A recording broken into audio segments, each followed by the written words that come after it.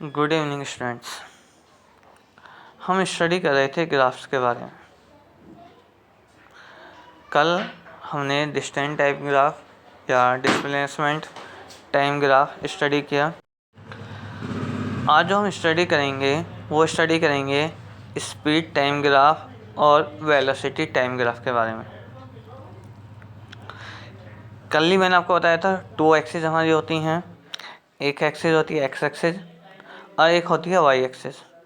तो जो x axis है, मैंने आपको कल बताया था कि जो एक्स एक्सिस है उस पर हम टाइम लेंगे। यहाँ पर भी एक्स एक्सिस पर टाइम लिया जाएगा और वाई एक्सिस पर हम क्या लेंगे, स्पीड या वेलोसिटी अपनी लेंगे। क्लियर है? इसमें पहला टाइप जो होता है when the body move with constant velocity. जो बॉडी है वो क्या कर रही है, मूव कर रही है किसके साथ, कांस्टेंट वेलोसिटी के साथ। तो कांस्टेंट वेलोसिटी के साथ जैसे हमने यहाँ एग्जांपल लिया है कि सपोज कीजिए कोई एक बॉडी है, उसकी वेलोसिटी मीटर पर सेकंड में हमने ली, टाइम हम सेकंड में ले रहे हैं।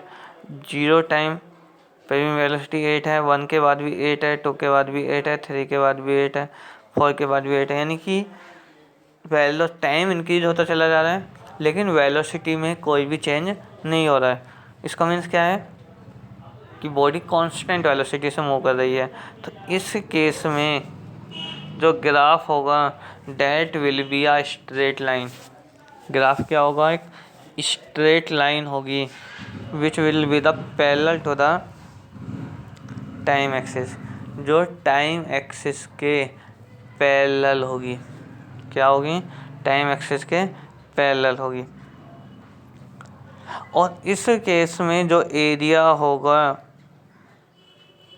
बाउंड एरिया होगा ग्राफ से, that will be equal to the displacement of the body, या हम कहें distance covered by the body.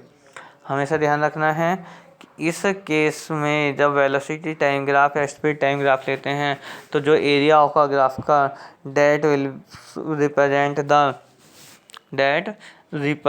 The area of the area that will represent the displacement of the body. Body का displacement या how much distance is covered in a particular time bye the body. Clear? Second case आता है when the body move with uniform acceleration. जो body है वो क्या move कर रही है, किसके साथ मूव कर रही है, यूनिफॉर्म एक्सेलरेशन के साथ मूव कर रही है। यूनिफॉर्म एक्सेलरेशन का मीन्स क्या है, uniform acceleration, non uniform acceleration आपको बताया था कि जो बॉडी की वेलोसिटी है जो चेंज हो रही है that will be equal in equal interval of time. Equal है इक्वल इंटरवल ऑफ टाइम में।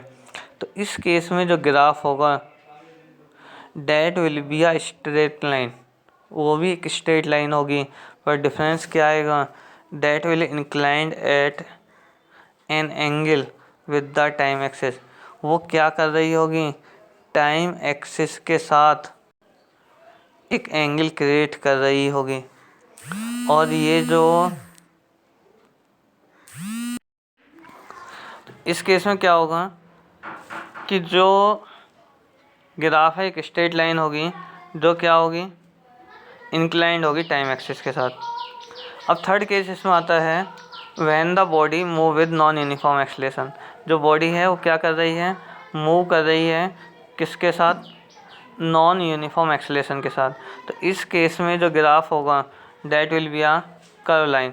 वो क्या होगी, एक कर्व लाइन होगी। क्लियर है? फोर्थ देखें, फोर्थ कंडीशन इसमें आती है when the body moves with uniform acceleration. जो बॉडी है मूव कर रही है किसके साथ, यूनिफॉर्म एक्सेलरेशन के साथ, but initial velocity is not zero. लेकिन कंडीशन क्या है कि उसकी इनिशियल वेलोसिटी जीरो नहीं है। तो इस केस में भी ग्राफ क्या होगा, एक स्ट्रेट लाइन ही होगा। बस डिफरेंस क्या आएगा, क्या होगा, एक स्ट्रेट लाइन होगा, इंक्लाइन होगा टाइम एक्सिस के साथ। अब डिफरेंस क्या आ रहा है कि जो पहले ये जो लाइन थी स्ट्रेट लाइन कहाँ इनिशियल पॉइंट से स्टार्ट हो रही थी, अब इनिशियल पॉइंट से स्टार्ट ना होकर वो क्या होगा, कुछ जो भी वेलोसिटी होगी गिवन होगी उस वेलोसिटी से क्या करेगी, वो स्टार्ट होगी। फिर मैंने आपको बताया इसमें ध्यान रखना है कि जो एरिया है that will be represent displacement और distance cover by the body, और ये जो ग्राफ है इसका जो स्लोप है, ये जो स्ट्रेट लाइन है, ये स्लोप जो है ये किसको रिप्रेजेंट करेगी, स्ट्रेट लाइन एक्सेलरेशन को, किसको रिप्रेजेंट करेगी, ये एक्सेलरेशन को। इसमें फिफ्थ केस आता है कि when the body moves with uniform retardation, और आपको रिटार्डेशन भी बताया गया था, नेगेटिव एक्सेलरेशन के बारे में बताया गया था। तो अब बॉडी क्या कर रही है, मूव कर रही है किसके साथ, यूनिफॉर्म रिटार्डेशन के साथ, यानी कि उसकी जो वेलोसिटी डिक्रीज हो रही है। तो इस केस में जो ग्राफ है स्ट्रेट लाइन होगी, लेकिन कैसा होगा, वो डाउनवर्ड होगा। फिर इसमें लास्ट वो आता है टाइप, वो है कि जो बॉडी है मूव कर रही है नॉन यूनिफॉर्म रिटार्डेशन के साथ।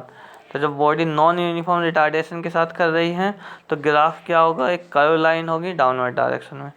Clear to all, thanks.